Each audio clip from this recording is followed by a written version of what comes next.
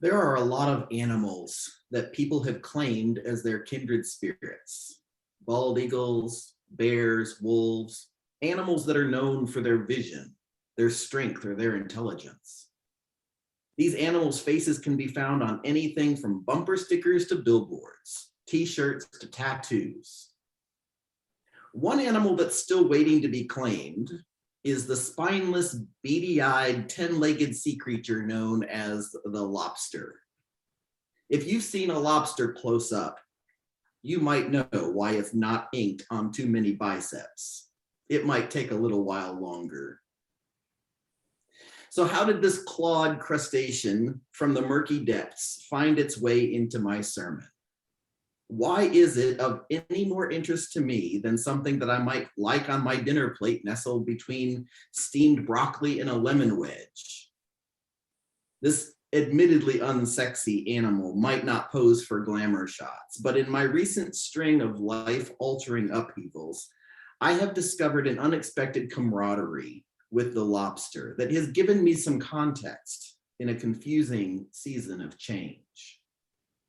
Like the human, the lobster spends much of its life preparing for or in the process of transition. In 2020, the world was plunged into a pandemic that turned everything upside down for millions of people. I have not lost a loved one to COVID, but I did lose something that was very important to me: my job. It was a job that I loved and that I grieved deeply once it was gone. I had dreamed about that job for several years prior to getting it, and then completely poured myself into it once I was there. I was the director of student services and alumni engagement at a seminary in Richmond, Indiana. Not only was I a graduate of the school, but I was passionate about its mission in the world. The job I had was perfectly suited for my gifts, and I wanted to invest decades of my life to it. But after only a year and a half, the pandemic bulldozed my career and sent me packing. My initial devastation was gradually replaced with depression, despondency, and defeat. I was displaced and disoriented. I half-heartedly sent out dozens of resumes to look for another job, but I didn't want any of those jobs. I only wanted the job that I had just lost. Eventually, I found a job on the East Coast, and my wife and I moved to New Jersey. If you had been around me during that time in my life, you may have seen me smiling a lot, making lots of jokes, excited for a new apartment in a new town. I was turning the exploration of my surroundings into a series of weekend adventures. I was meeting new people and discovering new ways of being in the world. But inside, I was healing from emotional wounds that threatened to topple me over at any moment. I would burst into tears when a certain song would come on the radio. I would descend into introspection during conversations that seemed completely unrelated to my grief. On the outside, I was tough. On the inside, I was tender. The lobster's shell is called an exoskeleton, and that is what gives the lobster its fascinating shape. It's a tough container that protects the lobster's tender insides. When the lobster's shell forms and hardens, it won't change from its original size and shape. It doesn't evolve or expand. In order for a lobster to grow, it has to let go of the shell that is currently protecting it and grow into a new shell. This is a process called molting, which happens multiple times a year in its youth, and then about once a year throughout the rest of its life. Each molt takes more energy to accomplish than the last. But the ongoing molting process rewards the lobster with up to 100 years of life expectancy. My shell is similar in a lot of ways. It's designed to be tough, to protect my vulnerable parts, and it is comprised of a lot of different things.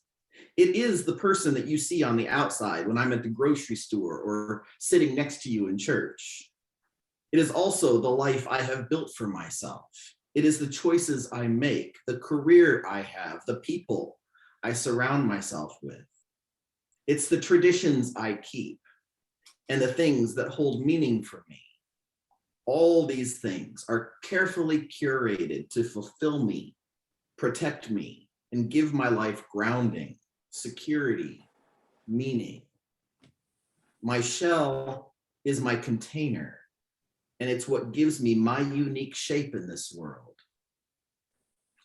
In my youth, my shell would change frequently, with or without my consent. When we were kids, we can be thrust into situations where other people make decisions and we just have to live with them. Maybe our family moves away from our neighborhood or our school, our church, our community, and we are forced to adjust to the changes that we face.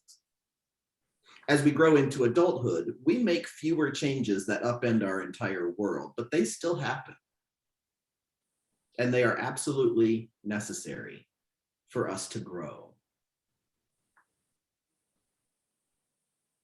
If the lobster refuses to molt, it will die. Molting requires tremendous effort and takes a lot of time. So eventually the lobster will grow too old and feeble to withstand the grueling molting process. When this happens, the exhausted lobster will grow lethargic and sedentary. And as the body pushes against the unyielding shell, it suffocates the animal until it dies and rots in its old shell. Think carefully about this, if you will. The very shell that used to sustain and protect the lobster will turn into a prison where the lobster will rot away. As much as I resist change, refusal to transition will leave me dying inside my hard shell. If we refuse to transition, the shell we have built for ourselves will start to stifle us. You may look at a situation like a friendship or a marriage and think, it used to be so good. It gave me 2 amazing children. If I just put in a little more effort, maybe it will be good again. But here's the thing. Some situations last a lifetime, and some last for a season.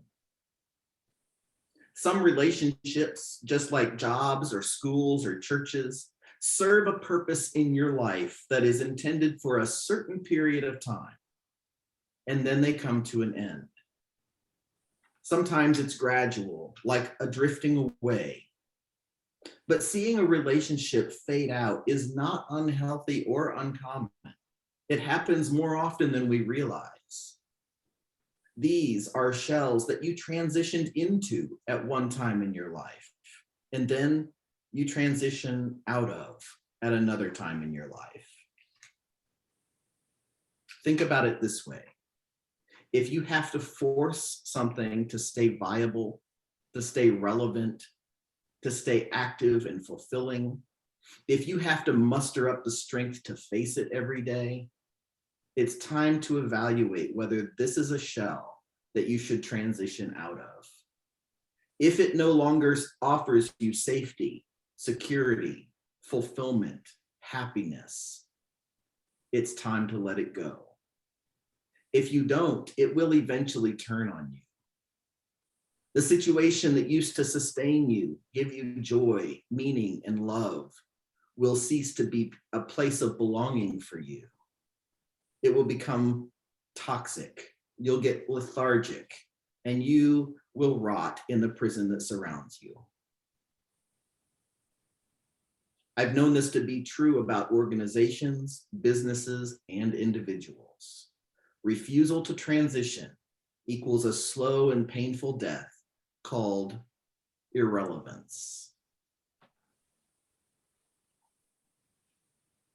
The job I found in New Jersey was in the trucking industry. I've been a truck driver for about 25 years, and it's a career that has served me well over these 2.5 decades. I've grown into a skillful driver in all sorts of weather and terrain. I've even trained new drivers how to thrive in the industry. For most of those years on the road, I've loved it, and it's loved me back. By the time I left the trucking industry in the early months of 2019 to go work at the seminary, I knew it was time.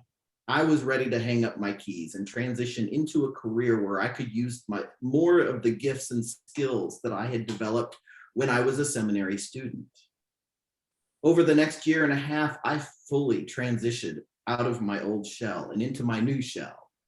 So completely did I transition, in fact, that when the pandemic hit and I found myself out of a job, it wasn't a foregone conclusion that I would end up back behind the steering wheel. I considered that a thing of the past, and I wasn't eager to go back to it. But in the absence of other suitable options, I accepted a driving position. There was a significant difference in the driving career I had before my time at the seminary and the driving career I had after. I've described it like putting a wet bathing suit back on.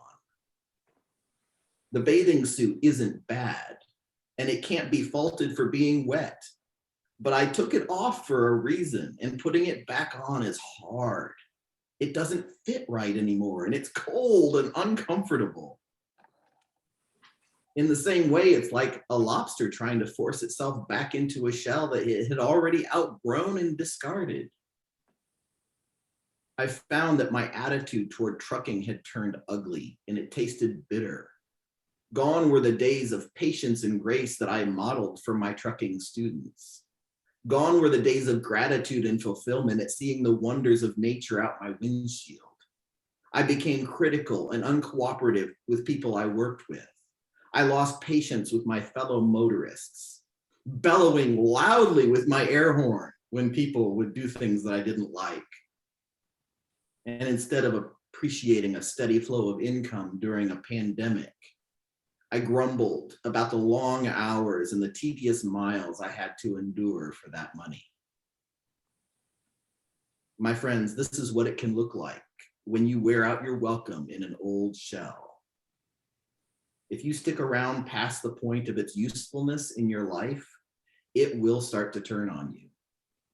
If you don't shed your shell, it will kill you in a myriad of different ways.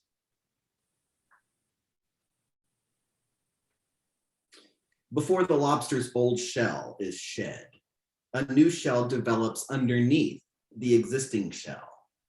Everything looks normal on the outside, with the lobster coming and going, busy with its standard routine. But on the inside, the new shell is coming together, pulling nutrients from the old shell that is still necessary for protection and containment. So even if the old shell is nearing the end of its usefulness, it is an integral part of the new shell's construction. You might know exactly what I'm talking about here. It might be happening to you right now. Are you in a difficult situation that you know will need to come to an end at some point? You know its expiration date is coming soon, but it is still serving a vital purpose for you right now. And even while it's starting to pinch you in some places and suffocate you in others, it may be imprudent to remove yourself from this situation quite yet. Yes, you know the process the lobster is going through. It's an awkward place to find yourself in, and thankfully it won't last forever. While you're in this delicate process, you may recognize some of the ways that the old shell is nurturing the invisible, not yet fully formed new shell. There are lessons that the old shell has taught you, things that you want to change about yourself, things you'll no longer accept from someone you work with or someone you love, things that you have kept on the back burner for way too long, and you're now ready to make those things a priority. You're learning lessons and taking notes. You're saving money, gathering resources, building a network. You're reconnecting with essential pieces of yourself that you had forgotten existed. And you are strategizing about the next step, the best next step to take. It may be tempting to try to speed this process up, but I urge you to be cautious. If your new shell is not ready to protect you, then the time is not yet right to shed your old shell. This is a critical time to allow the old shell to sustain you for a little while longer. There may be others in your life who know the situation you're in and who will try to convince you to move on a different timeline. But this is your shell and your transition. When the time is right, you'll know it. Just before the lobster's molt takes place, something amazing happens. Its legs and claws will literally shrink inside the old shell. Instead of the lobster having to push and pull, shimmy and maneuver its way out of the old shell, the claws reduce to about a quarter of their normal size, making it easy for them to slide right out. Every time a lobster molts, their body is regenerated, which means that if it has lost legs or claws in the past, it will regrow them. They might lose limbs in a fight, or sometimes they'll even amputate their own limbs to escape danger. But when their new shell forms, it comes complete with new limbs. It seems that the more I read about the lobster, the more I start looking like one. The lobster is not the only one who shrinks right before something big happens. A few years ago, my parents sold the house that I grew up in, and they moved into an independent living community. They had been in that house for 30 years. Their kids grew up there, bringing friends from college home for the holidays. My mother had an elaborate garden out back, and they knew many of their neighbors. They had even turned their basement into an apartment where they welcomed missionaries from around the globe and provided a comfortable place to stay when they were in town. Hospitality was their gift, and they did it well. When they decided to sell the house, a realtor came through and described exactly what needed to happen before putting it on the market. New paint on the walls, updated light fixtures in the ceiling, renovations here, improvements there, modernization all the way through. As contractors busied themselves with the improvements, my parents simplified their possessions. We took truckloads of their belongings to Goodwill and other truckloads of stuff to the town dump. 30 years of belongings were sorted, donated, given to friends and family, and then set aside to follow them to their much smaller apartment that they were moving into. You might hear this and think that I'm about to tell you that this was how they were shrinking before a huge transition. And you would be right, but also wrong. That is, the physical downsizing that they were doing was only part of the story. What's even more relevant to my understanding of shrinking was the psychological effects of preparing for the move. My parents had everything just the way they wanted before the realtor showed up. When people came in and started changing everything, the house started to feel less like their home and more like an old shell that no longer suited them. They were getting old, so the maintenance on such a big house was getting to be too much. Hospitality was still important to them, but there were other ways to be hospitable than with their house. So being without even a guest room started feeling more acceptable for their future. And all the stuff that filled the closets, the garage, the cubby holes, and the cabinets, getting rid of all that stuff left them with a feeling of freedom that they might never have expected. By the time they handed the keys to the realtor, they had completely shrunken away from their old house, and they slid right out. It turns out they were more ready than they thought. One of the things that my mother was really going to miss, though, was her garden. She had spent years cultivating sections of her yard and the fence line around the perimeter of their property to produce an abundance of delicious homegrown vegetables, berries, and grapes. Every year, there would be a bounty so great that friends and family were not allowed to leave their house without a love offering of produce tucked under their arm. Leaving the garden behind was going to feel like an amputation that my mother would grieve. Much to her surprise, though, That limb was regenerated once they moved to their new shell. My mother got involved with the landscape committee and was soon elected president of the committee. Instead of laboring alone in her backyard, she now had volunteers to collaborate with and landscape workers to instruct.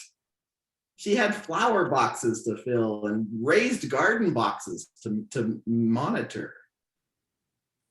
Beautifying the property was her mission, and she was the right person for the job.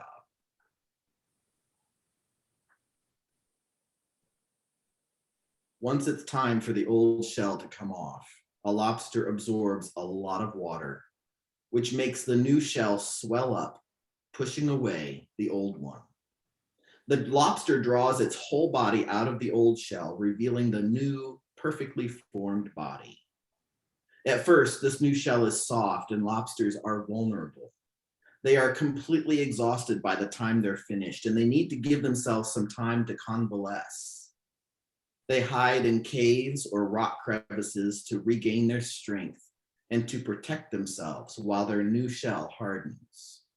Situations that used to be insignificant when they had their old sturdy shell on are suddenly threatening and scary.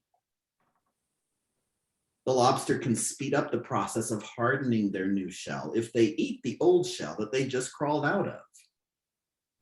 The old shell is high in calcium and it provides essential nutrients for the lobster's new growth.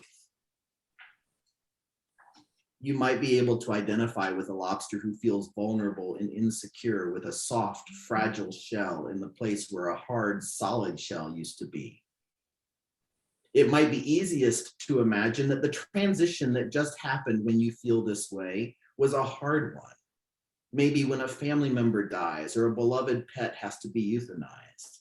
Maybe after a difficult divorce or the loss of a dear friend. When I lost my job at the seminary, I did my own fair share of hiding away in a cave that was the shape of an 18-wheeler. I didn't respond to concerned phone calls, and I didn't engage very often on social media. I was shedding a shell I did not want to let go of, and it was really tough for quite some time.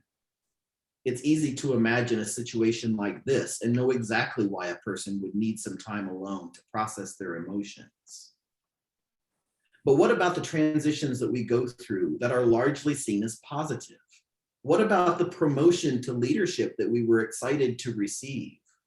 What about finally being able to quit smoking after years of addiction? What about the significant weight loss that we finally achieved after years of trying? Do these transitions require the same cave dwelling that less delightful transitions need? Yes, absolutely. Before this sermon, I read an excerpt from a book, Transitions by William Bridges. In it, he lays out the distinction between change and transition. Change is the external thing that happens, like the promotion, the quitting smoking, the losing weight. Those things are changes. Transition happens on the inside as a result of those changes. The transition is the process of learning how to get past the imposter syndrome and actually be an effective leader. It's learning how to replace the cigarettes with helpful and productive coping strategies for stress and anxiety. It's learning how to redirect people's well-intentioned but completely unhelpful insistence on just one piece of pie that's never hurt anyone, especially at Thanksgiving. Bridges says, people who try to deal with only the externals are people who walk out of relationships, leave jobs, move across the country, but who don't end up significantly different from what and who they were before. They are likely to be people who have learned to use change to avoid transition. They storm out of a job and blame the boss rather than discover what it is inside themselves that keeps finding such bosses to work for. They end yet another relationship rather than let go of the behaviors, attitudes, or assumptions that keep making relationships turn out this way. Unless transition happens, the change won't work because it doesn't take. Without a transition, A change is just a rearrangement of the furniture. Transitions can be exhausting, whether you see them as positive or negative, and you need to allow yourself the opportunity to convalesce. Find a quiet place in your home to hide away. Pick out a spot in the corner of a library. Search for a picnic table on the far side of the community park. Schedule time for yourself to be alone with your thoughts, your feelings, your experience. This would be a great time to have a snack, come to think of it. And if eating your old shell sounds unappetizing, consider all the nutrients it offers. Remember all those things you learned from your old shell while your new shell was still under construction? Well, your new shell is here now, so it's time to draw from that past and put your future into action. If you don't eat your old shell, you're destined to make some old mistakes you'd rather not repeat. Set some new boundaries. Make needed changes. Adjust your perspective. Pull things off the back burner. Reorder your list of priorities. Part of knowing what you want your future to look like is knowing what you don't want it to look like. So let go of the things that you think you should do or should want, and ask yourself what kind of future you will create for yourself. When you emerged with your new shell, you discovered parts of yourself you thought you had lost, but here they are again, like brand new. Time to flex those muscles you forgot you had. The lobster is not commonly known for its vision, its strength, or its intelligence. In fact, besides being known for its contribution to a dinner plate, the only other thing I've heard the lobster can boast about is its mighty grip. One of their claws can apparently exert pressure of up to 100 pounds per square inch. So that's definitely worth bragging about. In my mind, the lobster is known for its tenacity. When I Googled the word tenacity, I was surprised to read the quality of being able to grip something firmly. That seems fitting, right? It also means to be very determined, persistent, spirited, and courageous. For our purposes, these characteristics can be blended into this definition: the ability to hold firmly to the person you know yourself to be, and to create the kind of future deserving of that person. The lobster has a lot to offer when you find yourself in transition. Not every transition results in the end of a relationship. Sometimes the transition looks more like a renegotiation. Something that used to work for you is not working any longer, and changes need to happen in order to move forward in a healthy and productive way. If they can't happen within the relationship, then that relationship shell will need to be shed in service of your new growth and regeneration. The lobster is my kindred spirit because it has perfected a very specific characteristics that I want to emulate. This funny looking sea creature shows me that transitions are normal, challenging, and healthy part of life. It is my destiny, and while it may be scary, it offers me growth and abundance. So if you see me with a lobster tattoo, you'll know why.